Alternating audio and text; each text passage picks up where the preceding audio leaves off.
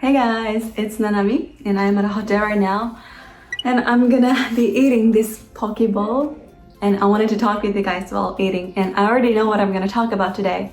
So, having been running this channel for a little over a year now, I still get comments saying things like, oh, you're fluent in English, but I mean, you've studied abroad or you've lived abroad. Of course that's easy. Or something like, because I've lived abroad before, things I'm saying are not worth listening. Something like that.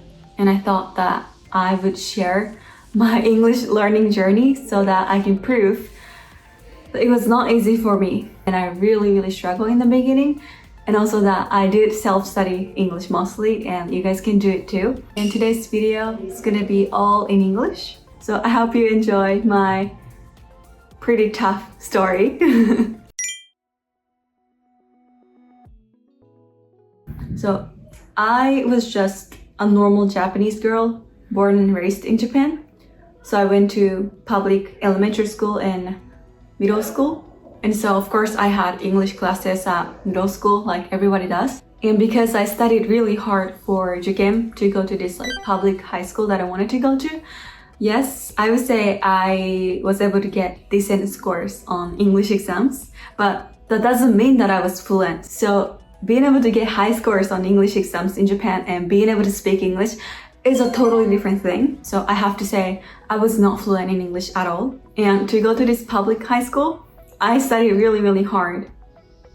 And after I finished my entrance exams and before our results were released, my parents told me that we were moving to Belgium. But at that point, I've never stepped out of Japan. I've never like even traveled abroad. And am I gonna live abroad? And what the heck is Belgium? Where the hell is it? I knew nothing about Belgium and I was really confused. And also I was like, what about the school? Like I just finished my Juken and the results are not released yet, but what about all these efforts and months and years of studying? But he didn't give us an option but to go because he knew that it would be an amazing opportunity for me. And I did get into that high school I wanted to go to, but I was only able to go there for half a year. And in October, we moved to Belgium. And initially, we were going to stay in Belgium for at least 2 years. And that was his like contract. And basic information about Belgium. So Belgium is not an English-speaking country and people speak French, Dutch, and Flemish. And even when you go outside, not everyone speaks English. So like it's really different from studying abroad that everybody thinks of, you know? How do all those YouTubers talk while eating? I don't get it. How do they do that? Okay, so yeah, we moved to Belgium in October and I went to international school because there's no other options. There's no Japanese school for high school, although my little sister went to Japanese middle school. But there's no Japanese schools for high school students. And also there is no way that I could go to French or Dutch school. So I went to international school. And in Brussels, there were a few different international schools, but this one that I went to was a smaller one. And I was the only Japanese there. Although there was from kindergarten to high school, I was literally the only person with the Japanese blood. And imagine a 16 years old girl who's never been abroad, like suddenly moving to Belgium and still confused by this whole situation is just thrown away in this international school where there's no Japanese. And also because the school is like really international, there are people from all over the world and the thing is that people were stuck in their own group of nationalities. So a lot of people are from Belgium and they will be talking to each other in French. And there are people from Scandinavia, so they'll be talking to each other in Norwegian and Swedish. And there are all those different groups for each country. So naturally, I had nowhere to belong to. And my struggle to make a friend has just started. And I feel like the worst part of this international school was that they don't talk in English. No one talks in English. Oh my God. So the first day, I joined a class. And the culture of having a new student is just so different from Japan. In Japan, when you have a new student, like 10 years in, everyone's so interested in them and they go up to them and say like, oh hi, where are you from? Like, tell me about yourself. And they try to get along with them. But oh my gosh, here, no one gives a no one gives a shit. And they literally don't care. And I also had 0 English skills. I was getting decent scores on English exams. I was doing pretty fine in English classes. I thought that I would speak a little bit of English, but that was not the case. I could not understand a word people were saying, or I could not like say anything in English. And so the teacher assigned a buddy for me, and she was a Norwegian girl. And for the first week or 2, she would show me around school and she would stay with me like in classes or while moving between classes or during lunchtime. And because she was Norwegian, she was in this huge group of people from Scandinavia.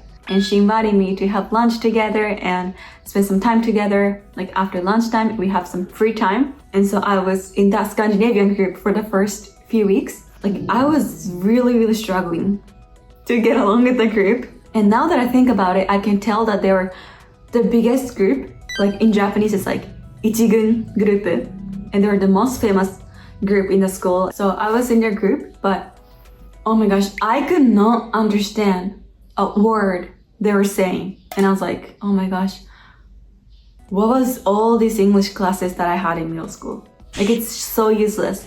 Why can I not understand a single word here? And after 2 or 3 weeks, I finally realized that they were not talking in English. They were talking to each other in their own languages like Norwegian and Swedish, and they still understood each other. And so, they were not using English at all. And so, my English was literally at a level where I could not distinguish English from other languages. And it took me 2-3 weeks to realize that. And also the fact that they were not using English in front of me and they just kept talking in Norwegian and Swedish just says it all, They didn't care about me or they didn't have any intention to include me. They were not the kindest people, I would say. Like, I would not do the same thing. Like, for example, if I had a new student and if they're struggling with a language, like, I would not talk in my mother tongue and I would just try to, somehow help them out. But no one did anything like that. And I spent pretty long time trying to get accepted in that group and try to get along with them, but every single day was a struggle. During lunchtime, I would join them because my buddy invited me at first and I didn't have anywhere else to go to, so I would join them. But they would keep talking to each other in Norwegian and Swedish, and I would just smile and giggle as if I understand the situation. And I was pretty much just there existing and eating my own lunch. And after lunch, we have this free time to do whatever we want. And they would be talking what should we do after this? But I could not understand that conversation. So all of a sudden, they all stand up and just go somewhere to, for example, play basketball or volleyball. And if I stay there, I would just be all alone. So I didn't want to do that. So I was pretending as if I was understanding what was going on. And I was stand up and just follow them. And every day was just like that. I would be following them and just almost stalking them. And I felt like a ghost. They didn't really care about me and I could not communicate. So I just felt like a ghost. And one day, while I was, following them as always, I bumped into a school counselor who would take care of students, mental health and everything. And because I was a new student, she knew me and she, saw me and said, oh, hi, Nanami, is everything okay? And she asked me that question in a hall. And there was no way that I was okay.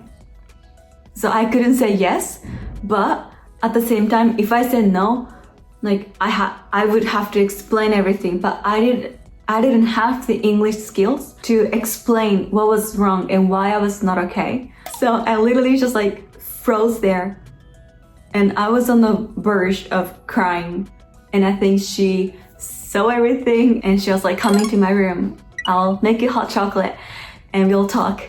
And so yeah, I went to her room and she made me some hot chocolate. It was really nice. And she asked me like easy questions like, who are your friends? And I said the name of the people in the group. And I think the moment I said it, she kind of understood everything. And I think she said something like you don't necessarily have to be with them, you know, and you can find new friends. But for me, like, I always thought that I was this close to finally be accepted by them. And also for me, it was all the same with other groups because they were just from other countries and they were also not talking in English. So for me, I thought that it was the best to like just try my best, try a little bit more so that I'm finally accepted. But yeah, I couldn't explain any of that in English to her. So yeah, I was just crying so hard in her room. And that just made me realize like how much I was like struggling with this whole situation, like mentally. And so even after I talked with her, I still try to like get along with them because there was nowhere else to go to. But I was still like not happy at all and struggling every single day. I feel like the hardest part is having my personality misunderstood because in Japan, I love being in front of people and I love like standing out. I love attention. That's who I am and that's who I was before going there. But because I could not speak English and because I could not communicate, like to them, I was just someone with zero communication skills and someone super quiet and boring. But that's just not who I am. But because I could not speak English at all or even understand English at all, I think I was just a boring, quiet Japanese girl. So that was the hardest part. I was really, really frustrated. And every single day I would bring this like small notebook with me to school. And every morning I wrote down like what to say to who. For example, I would say like, Emma, I like your outfit. Something like that. And like I would read that on the way to school and go up to that person and say, I like your outfit. And that's how I try to like get closer with them and be better at English. And, you know, this whole environment of international school is even super tough for people who speak English. But because I did not speak English, it just made things worse. And I struggle not only with friendship, but also with like studying as well because like I could not understand what was going on in a class at all. I could not understand what the teachers were saying. And we had like biology class. I am not good at science and I still had to learn biology all in English. So during classes, I was just there trying to understand everything, but I understood nothing. And I could not even take notes because I'm not understanding anything. And so after classes, I would ask someone to show me their notebooks and I would try to like copy it, but I can't read their handwriting because I don't know if you've ever seen like native people's handwriting, but it's really, really bad. It's impossible to read it. It's like a code. So I feel like the time I spent on my homework was just 10 times longer than other people. And I was also taking a theater class and we had this event called 24 Theater. It was on my birthday in December, so it was like 2 months after I moved to that school.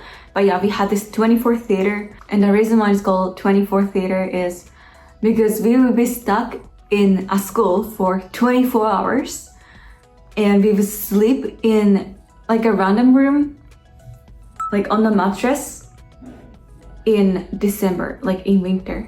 And we had a performance next morning. So throughout the whole day, we would like have a discussion to decide what kind of performance we were making. And we had to perform it in front of the whole grade the next day. And that was the concept of the event. And that was a nightmare. At that time, I still didn't speak English or still didn't understand English. So the whole 24 hours, I spoke no word, no single word. During the discussion, I could not understand what they were talking about. So of course I could not have any opinion. I could not even say it. So I was just sitting there the whole time, not even speaking a word. But the girls ended up doing like a dance. So I didn't have to speak anything. It was good. I'm good at dancing. I'm a dancer. So the performance was fine. But the whole 24 hours, I could not speak. I could not say anything. And I also really hated this kind of discussions in any class. We had a lot of discussions in classes, but I hated it because I just couldn't follow it. And I was the only one who was left behind. Everybody else speaks English, although it was not their mother tongue. Like everybody in my grade speaks English fluently. And I was the only one left behind. So, it was just easier for everyone to ignore me. So I just existed there. But after a few months, I finally found these 3 girls who were talking to each other in English. And the moment I found them, I literally stopped joining the Scandinavian group for lunchtime and I just joined their group. And they were really kind and they were from different countries, but they were talking to each other in English. And I was spending a lot of time with them, but it only lasted for like a week. You know why? Because COVID hit and the school closed. Can you believe that? The moment I finally found people who talk in English, the school closed because of COVID. And all the classes went online. We were quarantined and the city went lockdown. So I was stuck at home for a really long time. And that's when I learned English on YouTube, doing reproduction and mimicking, like monomane that I've been saying to you guys. And that was when I improved my English the most because I had no stress coming from like relationship with people. And I was able to just focus on my own English at my own pace with no stress. And I improved English so much that time. And also, I found out that those 3 girls that I finally found were not gonna be in that school from next semester because 2 of them were moving back to their own countries and 1 of them were moving to a bigger international school. And actually, that bigger international school was a place that I was gonna go to at first when I moved to Belgium, but because the seats were full, I could not go there, and that's why I came to this like smaller school. And so when I heard about it, I was like, ooh, maybe if I reach out to them now, maybe the seats are available. And I contacted them and they said that there are seats available. And I was like, oh my gosh, I have to move there. I have to go to that school. I have to change the school because there is just no way for me that I could stay at that school without these 3 girls. And I was really sick of that school and I needed a fresh start. So yeah, I talked about it with my parents and we decided to change the school from the following semester. And I was really happy. And because of that, I was so motivated to be fluent in English while quarantined. So yeah, I was just focusing on improving my English before the new semester starts. And I just wanted to like start everything over. And in the new school, I just wanted to be myself and just be the version of me that I always am. Like when I'm in Japan, I am friendly. I love talking to people. Like I knew that if I were just being myself, I could make friends easily because I'm not type of a person who struggles to make friends in Japan. I'm pretty extroverted. So if I was able to be myself, I knew I could make friends. And I was really excited to go to that new school. So I spent so much time practicing English and I became pretty fluent. And when I changed the school, yes, I did make lots of friends. And I was able to make even a best friend who I still talk to and who I still like travel together. Yeah, she's Belgian, but we were best friends. The whole time I was able to just be myself, and it was finally really fun. So I am so glad that I had this time to focus on my English, and I was able to do it at home just by myself and only facing myself and not other people's problems. But at the same time, I realized that, oh, I could have just done it in Japan. You know, if I were able to be fluent at home in Belgium, I could have just done it in Japan. Like, what the heck? Like, I became fluent in English on YouTube just by myself. And you know how some people say, oh, like if you go to an environment where everyone speaks English, you'll be fluent. No, that was not the case for me. That school didn't really make me improve my English, and just staying at home and practicing my own English at my own pace was so much better. And I was also super motivated to become fluent in English because I could not go back to Japan with that level of English that I had. Although Belgium is not an English-speaking country, and although the school that I went to first had no one who were talking in English, I didn't want to use those things as an excuse. And my friends and people in Japan wouldn't know those backgrounds. So if I came back to Japan with that English level, like, I thought that I would be so embarrassed. That's another reason why I was able to just looking. And I think the quarantine and having online classes, all those period, it lasted for about less than a year. But during that time, I really focused on my English, and I got 110 on my TOEFL score. So I want to tell you guys that just locking in for like a little less than a year or a year would make you super fluent in English, and it literally changes your life. And another thing that I want to tell you guys is that I made a video talking about this previously, but just coming abroad doesn't make you fluent in English, and you don't want to come abroad to study English. That's a waste of time and money. So learn English in Japan, then come abroad. That is just way better. I forgot to eat this while talking. I can't do two things at the same time. Oh, and also because of COVID, we had to go back to Japan earlier than we were supposed to. So we were only staying in Belgium for a year and a half. Like, initially, we were supposed to stay here for at least 2 years, but we had to go back in a year and a half. So yes, I did live abroad, and I went to international school, but it was only for a year and a half, and it was Belgium, where it's not an English-speaking country, and most of the time, the school was closed because of COVID, and I couldn't go to school. And I was stuck at home. And because it was only for a year and a half, I didn't qualify as a kikokushijo when I did an entrance exam for uni. To qualify as kikokushijo, you have to have stayed abroad for over 2 years. But my stay was not long enough, so for uni entrance exam, I could not pull out the kikokushijo card. Yeah.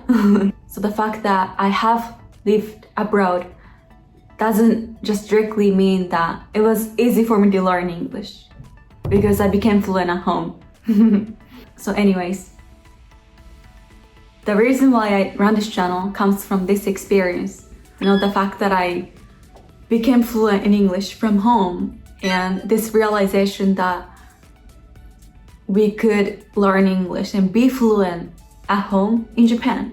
So yeah, I hope that this inspired even one person and inspired you guys to believe that you can be fluent in English. You don't need to be abroad or having this perfect environment to learn English is not the point. And I hope you guys felt that you guys maybe want to get serious about English and be fluent. So if you felt that way, please add my official LINE account. There I am sharing all about my English journey, what I did to become fluent in English, and we also have videos that we only show there, and we also have one-on-one consulting for free. So if you want to get serious about English, please add my line account right now.